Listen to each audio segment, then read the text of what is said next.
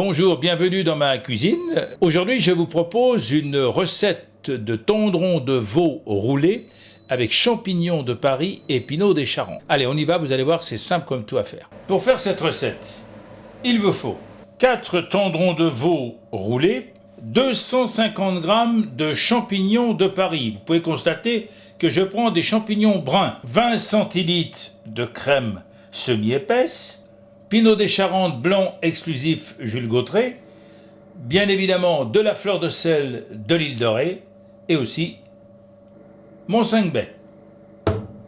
Première étape, vous émincez les champignons, c'est pas la peine de les couper trop fins.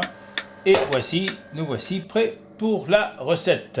Alors moi je prends ce que j'ai sous la main, là je vais mettre un filet d'huile d'olive, mettre mes tendrons de veau.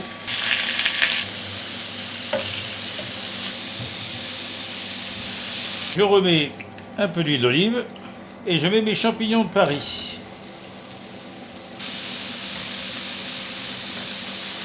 Alors pour ce qui est du pinot, moi je vois à peu près. J'aime bien être généreux. Dès que je sens que mes champignons sont moelleux, je vais rajouter la crème.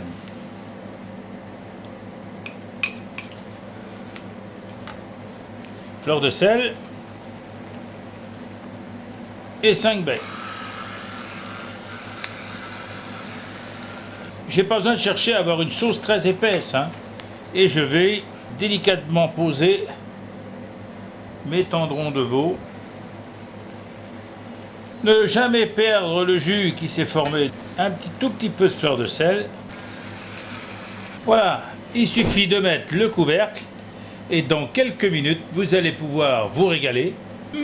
Ça sent bon! Comme vous pouvez le constater, une recette très simple. Vous pouvez bien sûr faire cette recette avec des tendrons de veau non roulés. Vous pouvez également faire cette recette avec de la ventrèche. Dans ce cas, il faut la faire couper un petit peu épaisse pour accompagner ce délicieux plat. Alors, vous pouvez faire du riz. Moi, personnellement, je vais faire des bonnes pâtes.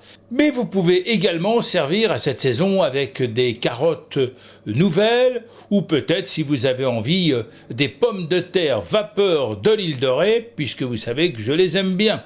C'est un plat qui s'accommode avec plein de légumes. Pour accompagner ce plat, les caves Jules Gautret vous recommandent le Merlot 2018. Voilà, bon appétit et à bientôt avec d'autres recettes. Et merci aux caves Jules Gautret.